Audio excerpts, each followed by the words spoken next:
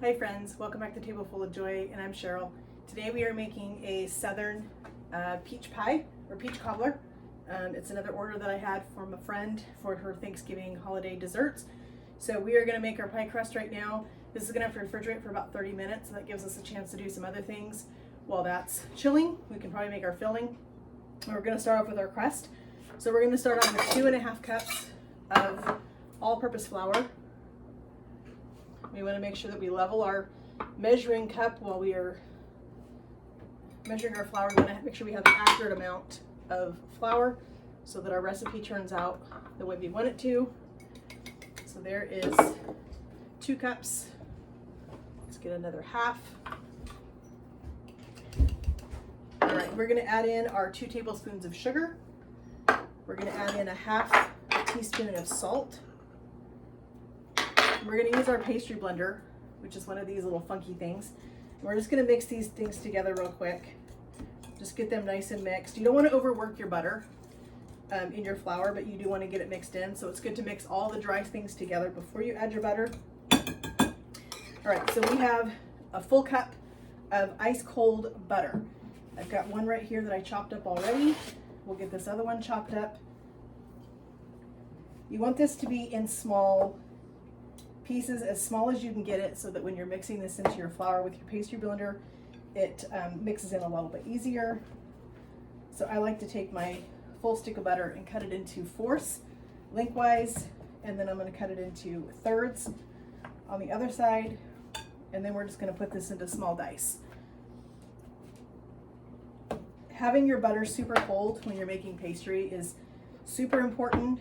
You want to handle it as little as possible, because when your butter gets into the oven in your flour and it starts to expand, it releases moisture, and that's what gives you a super flaky crust. All right, so we have all of our butter in here. So we're just going to get right into this with our pastry blender, and we are just going to start working our dough, or working our flour, I should say, into our dough to make a dough.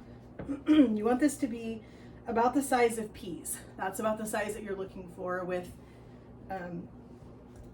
the butter and flour mixture. Don't want it super, super big, because you don't want big, huge pieces of butter melting and expanding in your dough, because then you'll end up with butter pockets and you'll end up with a soggy spot in your dough. So you want to make sure that this has a really, really good mix so that we end up with a nice flaky crust. Cobbler is not a traditional, I don't think, for Thanksgiving. I don't usually think of cobbler, but my friend requested this, and so that's why I am making a peach cobbler for her.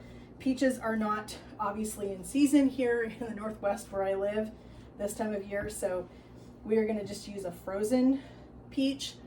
It's going to take 2 full 1-pound bags to make this one.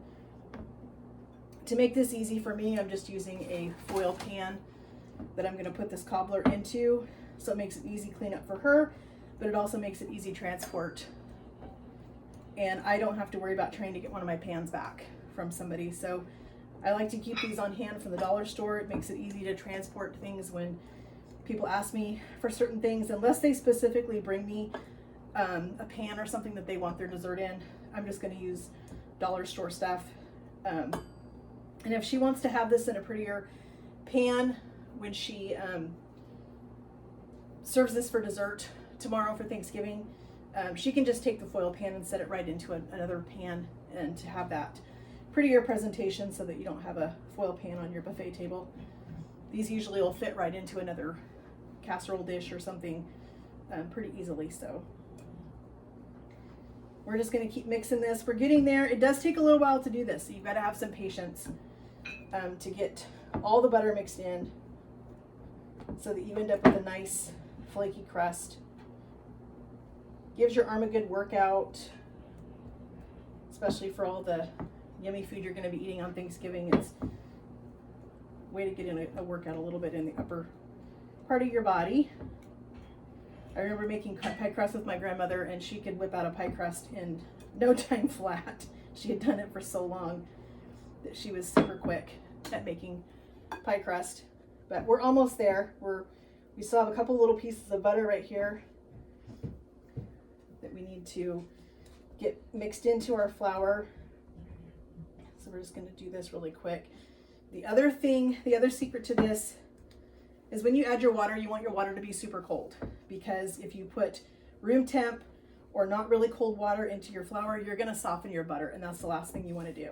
So we're going to get this incorporated really good. I just use a fork when I'm incorporating the water into my flour butter mixture. I tend to get a better mix just using a fork. So just grab your fork. We're going to add water. You want to make sure you don't put too much water in this. So we're going to add about half of this, and we're going to give this a mix. Now this is not going to come together like a really tight dough. You're going to wind up with some of this that's going to have the right amount of moisture on top, and if you need to, take out the stuff that is already come together. And if you've got some drier stuff on the bottom, then add the rest of the water to that mixture. But it looks like we are, so you want something that's going to come together, that's going to hold together. Looks like we do have a little bit of dry dough at the bottom. So we're going to pull out our dough that has absorbed enough water. We're just going to put that right here on our cutting board. And then we are going to take the rest of this. We're going to add the rest of our water. I think we need to add just a tad bit more. Not a whole lot, just a little bit. We're going to mix that around. Get this moistened. And then we are going to wrap our dough in some saran wrap. And that is going to allow us to put this in the refrigerator and get a good chill on it.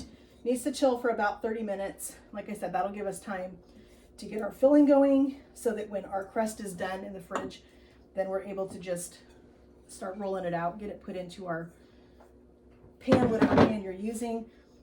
But you're not working this. You are not kneading this dough. You are just bringing it together. We're going to get our saran wrap out so that we can get this wrapped up.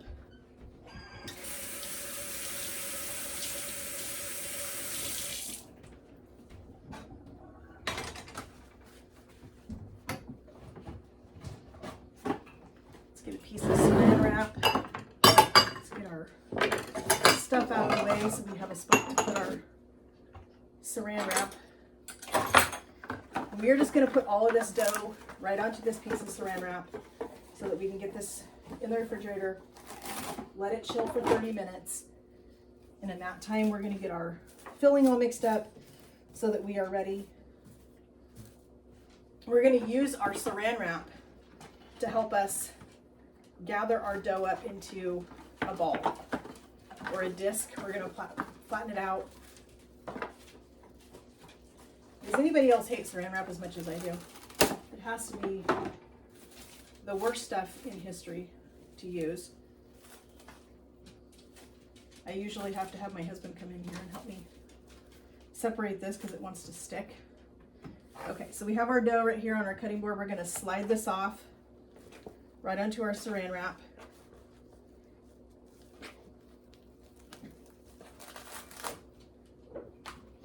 And then we are going to use our saran wrap to help us get this into a ball so that we're not touching this with our hands. We don't want the heat of our hands to be melting our dough, melting the butter. Okay, so we're going to wrap this up tight. We're going to take our hands, we're going to flatten this into a disc, and then this is going to go into the fridge for about 30 minutes, and then we'll roll it out. All right, so we have our peaches. We've got 2 1-pound bags of frozen peaches. I stuck them in the microwave for about 2 minutes just to soften them a little bit. We're going to add our 1 cup of sugar. We're going to add our tablespoon of melted butter. We're going to add a teaspoon of fresh lemon juice. If you didn't know this, when you put lemon juice in fruit things, it acts kind of like a pectin, which helps in the thickening of your fillings. That's why you put lemon juice in jams and jellies, is because it helps with that. We have a 1/4 cup of flour. We're just going to give all this stuff a really good mix. And then this is going to be ready for our pie crust as soon as it comes out of the refrigerator shortly. It's a good thing to do your filling a little bit ahead of time and add all of your thickening agents to it so that it has a chance to really get incorporated into it. As your fruit continues to thaw, if you're using frozen fruit, the flour will start to absorb into the peaches or into whatever fruit it is that you're using. So this looks like we have a really good mix here. So we're just going to let this sit at room temp for about another 15 minutes while we wait for our pie crust to come out of the fridge. That gives us time to do a little bit of cleanup and get ready to start cutting our pie crust into 2 pieces and get it rolled out and ready for our pan. All right, so our dough is nice and chilled. We're going to cut this in half and we're going to roll out each piece. We're going to put down a little bit of flour on our board so that it doesn't stick. The worst thing is when you make a beautiful dough and you can't get it off your board because it's stuck. So make sure you have a decent amount of flour down. We're going to take 1/2 of this and we are going to form this into a nice ball. And then we are going to roll this out. Make sure that you have a little bit of flour on your rolling pin so that you can roll this out. We're going to roll this into a rectangle.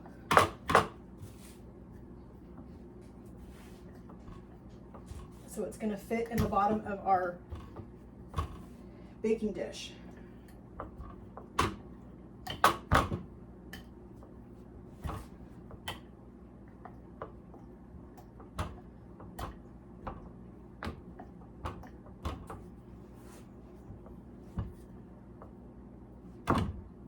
Get our corners. And like before, you really don't want to overhandle your dough. Make sure that you're handling it as little as possible so that your butter stays nice and cold. Looks like we got a little bit of stickage, so we're going to put a little more flour on our dough and on our rolling pin, so make sure we don't have this really sticking.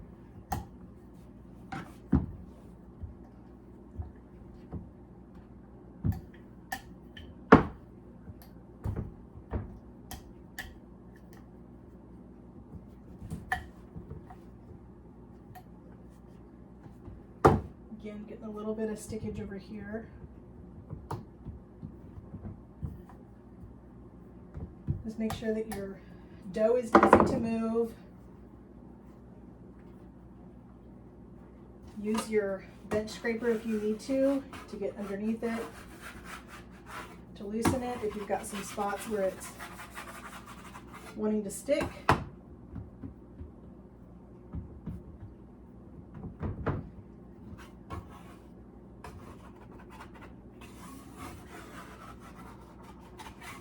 Kind of lift it if you need to, get underneath it with your bench scraper, make sure that it's nice and movable. We are going to fold this in quarters so we can put this in our baking pan. We just have our foil baking pan here. Like I said, we're just going to keep this nice and easy for her, easy cleanup. I'm going to spread that out in the bottom of this.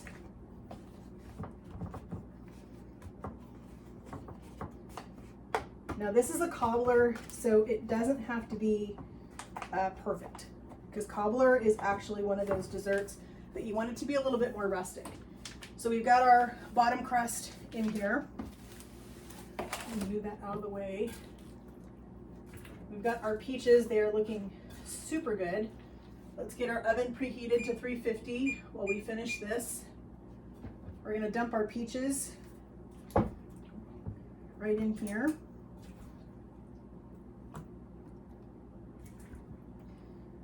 I think this is going to be tasty. I think she's going to be super happy with this. And cobblers typically are not supposed to be super, super full. They are supposed to have a good amount of fruit in them, but they're not supposed to be overly full like a pie. Make sure we get all of our sugar and our flour that's down in there. And what I like to do with cobblers, when you're doing them like this, is I like to take my next piece of dough and I like to just take pieces of it, make it very rustic on the top. So we're gonna set this aside so we don't knock it off the counter, because that would not be a good thing. Let's put a little more flour down on our board. Get the rest of our dough.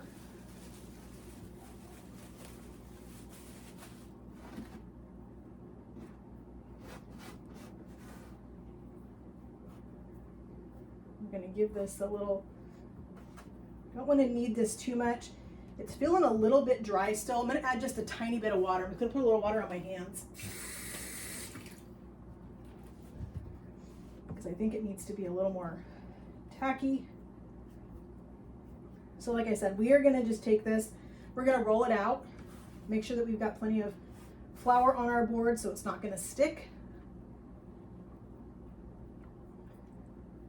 I feel that it's a little bit tacky in spots, but that's okay.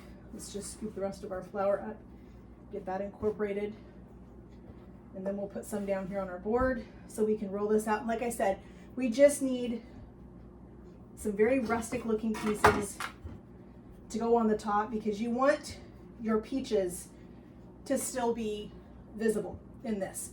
It should not be completely covered like a pie. If you're gonna cover it all the way, it's a pie, it's not a cobbler. So we're gonna just roll this out. Make this so we can cut some pieces off of this, and we are just going to scatter them over the top and make it look nice and pretty on the top of this. Because we want our peaches to still be able to be seen. You don't want them totally hidden. Let's put a little more flour on our crust so it's not sticking. You know you've done a good job with your dough if you can still see flecks of butter all the way through it. Okay, so I'm gonna take this and I'm just gonna use my pizza cutter, and I'm just gonna cut some really rustic pieces. Let's get this out of the way. We'll bring our cobbler down front so you can see it. So we're just gonna take this and we're gonna just tear pieces of our dough, and we're gonna scatter this over the top so that you end up with some dough, but you also end up with a lot of peaches that are being seen. So we're just really rustic. We're gonna tear this, just make this look nice and pretty, give us a little bit of crust. Get this corner off. And we're gonna sprinkle this with a little bit of cinnamon sugar mixture, which will make this really tasty. Do one more little piece here. And this is going to be super tasty. The crust is gonna bake. You've got the nice little bit of crust on top. You can still see your peaches. We're gonna mix up our cinnamon and sugar, and we'll put that on top. So we have a little bit of cinnamon and sugar we mixed up. We're just gonna scatter this right on the top. This is gonna make that crust super tasty. Get this on here. The cinnamon and sugar is gonna add just a little bit more flavor to your peaches too. So you can be a little bit generous with it. It's not gonna hurt it. All right, we're gonna bake this at 350 for about 30 minutes probably, until your crust is done and your peaches are nice and bubbly.